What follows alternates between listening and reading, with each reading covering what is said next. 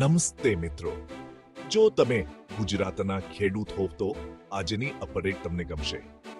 કૃષિ જમીન વેચવાની પ્રક્રિયા વિશે કેટલાક સારા સમાચાર છે જે હું તમારી સાથે શેર કરવા માંગુ છું.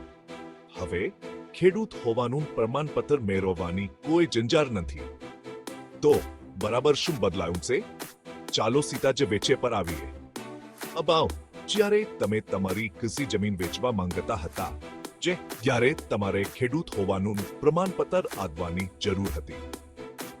આ પ્રક્રિયા ઘણી સમલેતી અને હેરાન કરનારી હોઈ શકે છે, પરંતુ તાજેતરના ફેરફારોને કારણે બાબતો ઘણી સરળ બની ગઈ છે. ગુજરાત જમીન મહેસૂલ અને કૃષિ જમીનદારો ત્વંગા મુજબ કેટલાક મહત્વના સુધારા કરવામાં આવ્યા છે. તુમક્યાક ઉપરના તારા નંબરથી ખેમીની ત્રિજ્યામાન કૃષિ જમીન ખરીદવા પરના પ્રતિબંધો હટાવી લેવામાં આવ્યા છે. હવે જ્યારે તમે તમારી કૃષિ જમીનનું વેચાણ નોંધાવવા માંગતા હો ત્યારે પ્રક્રિયા સરળ બનાવવામાં આવી છે. તમારે આ જાણવાની જરૂર છે.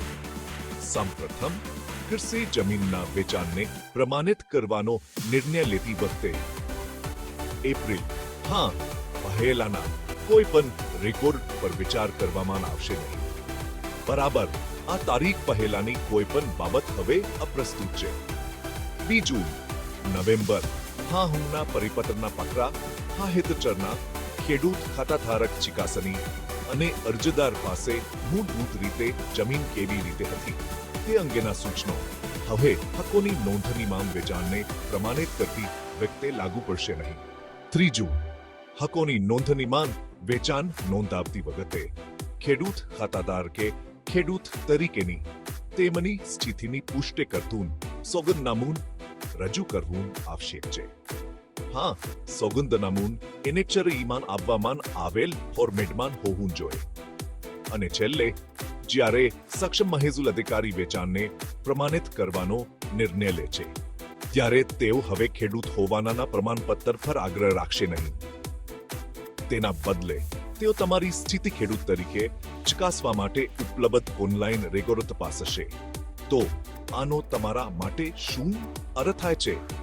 તેનો અર્થ છે ઓછું કાગળિયા કામ, ઓછી રાહ જોવી અને એકંદરે સરળ પ્રક્રિયા. તમારી કચ્છી જમીન વેચવી હવે કાની સરળ બની ગઈ છે.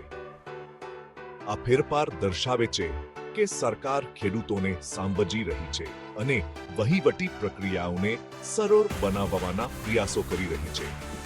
આશા છે કે આ તમારું જીવન થોડું સરળ બનાવશે અને તમને જેમાં તમે સાથી સારા છો તેના પર ધ્યાન કેન્દ્રિત કરવા માટે વધુ સમય આપશે. ખેતી આજની અપડેટ માટે આટલું જ.